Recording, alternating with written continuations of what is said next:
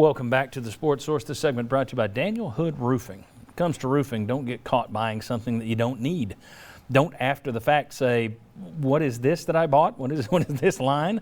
Daniel and his team step you through everything, all the roofing options. You'll know exactly which roof works best for your budget, and their roofs are all top-notch too. DanielHoodRoofing.com to know more. Get in touch with them this week. Daniel will be back with us on the show here in about a month when we kick off football season. Daniel Hood Roofing, they do great work. Bob, your mother got a roof from Daniel Hood My mother Roofing. got 3 roofs. Three different roofs. House, gazebo, garage. Happy, happy, happy? Very happy. All right, very good. When we come back. I'm already at the end of the segment. Let's just dive into this. Everyone's talking about trying to schedule for a 16-team league. I did it last week. I showed you the perfect plan. But we'll let people take a look at this. My plan was 4 permanent rivals because it got you to keep. Everybody got 3 of their 6 oldest rivals still alive. It kept 13 of the 15 oldest rivalries in the league alive. Some people loved it. I got some people that said, no, I hate it. I want 2 8-team divisions and you never see anybody. I'm like, okay. So some people want pods. So let's go ahead and put up the 3 real basic options and see what these guys think. Here are your options. A league with 2 8-team divisions, a league with 4 4-team pods, or a league with no pods or divisions.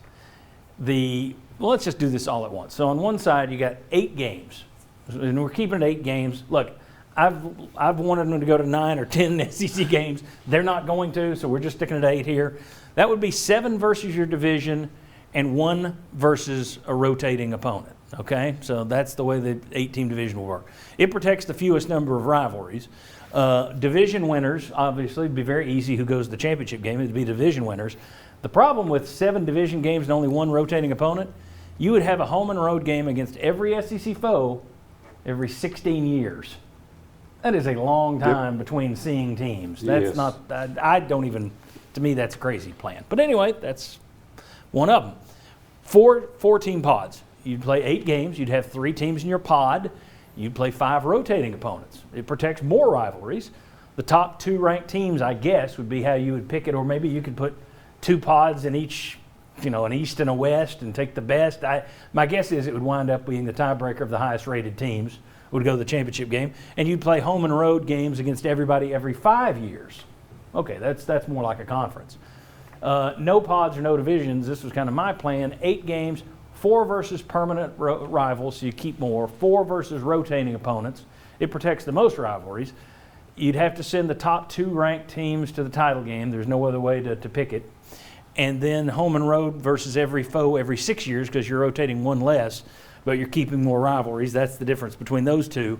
The interesting thing is standings might play a role in how they decide to do this too, because with divisions, if you're looking at it, somebody's going to be at the bottom of an 8-team division. Or 2 teams are going to be at the bottom of an 8-team division. Pods, even if you're 4th, you're not that bad. Last place doesn't look that bad. If you do the no divisions and you got a 16-team standings table, nobody's going to want to be 16th in a 16-team league. I think literally that may play a role in somebody's thinking. Your thoughts? Which way are you going, guys? What do you like? 8-team divisions, 4-team pods, or no pods, no divisions? I like 4 permanent. 4 permanent opponents, yes. So no pods, no divisions. Jimmy, where are you? I like the 8-team division. I do. So even if it's if you do Tennessee sees Georgia, I also like 9 games, but I prefer 8. I prefer 8 because I think you're going to have a clear division winner. The one I least like is the one where you got 4 pods. That one makes no sense to me. I don't like that one at all. Really? No sense? Don't like it at all. No. You got 4 different winners of a division in one conference. I don't like that one at all. I prefer the 2 8-team divisions. Now, I want to add another game or 2, which I may not do, but I would prefer the 2 8-team divisions. Okay. If they added games, that would be my preference. Yeah. And I don't think you can go to the rankings necessarily to decide who goes to the SEC championship game. I don't like that, just for me personally.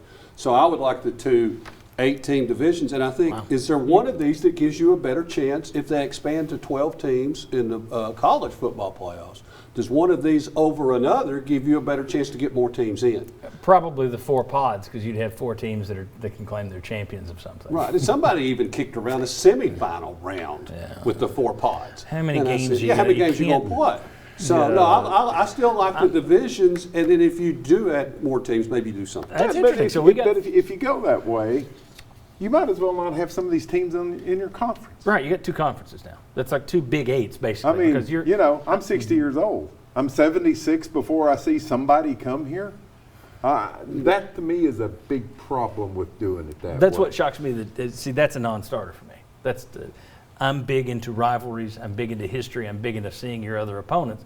So for me, I would do pods or no pods, just permanent rivals. I would lean in that direction where we see more people. You guys like the division winner. You like having the standings. And if that means you don't see anybody for 15 years, so be it. We are on totally different planets. You hardly ever see A&M anyway. which Well, needs that's to be kind of the fixed. point. Yeah, So- exactly. Needs to be fixed.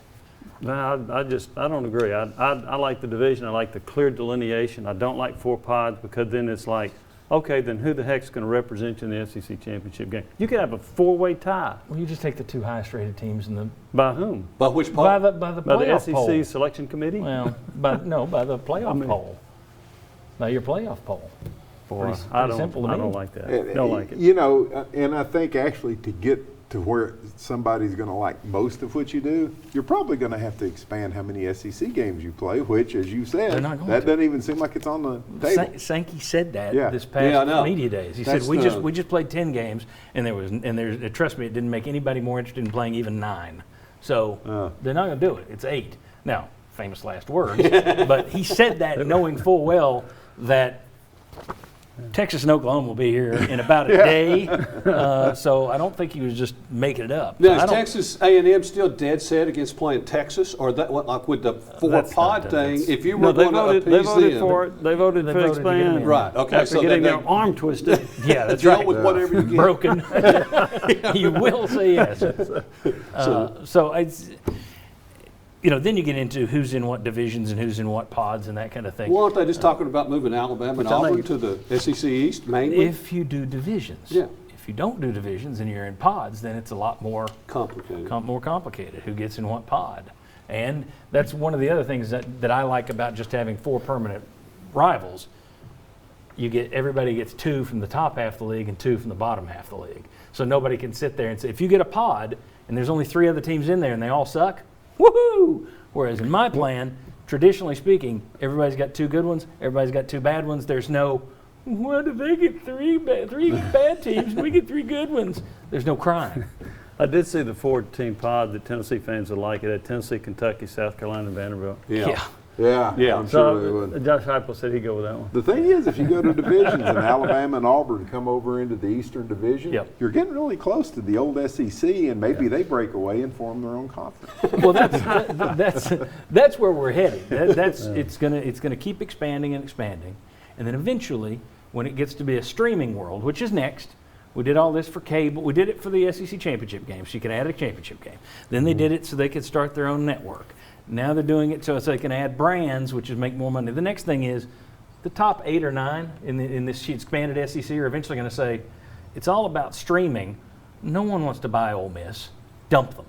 And if you're Tennessee, you better hope you haven't pushed yourself so far down the list that you're not wanted. I don't think you're going to get to that point, but you are much closer to the cusp now with Texas and Oklahoma in, than yeah. you were beforehand. But I think that's it's going to be a repeat of the old Southern Conference, which was 30 teams at one point, and then it went SEC and ACC. And then 100 years from now, it'll come back together. It's like the continents and the plate shifting. All right. When we come back, are we headed toward Southern Super League? Is the SEC done? Is this their end game, or are they planning more acquisitions? Let's discuss that. Come on back.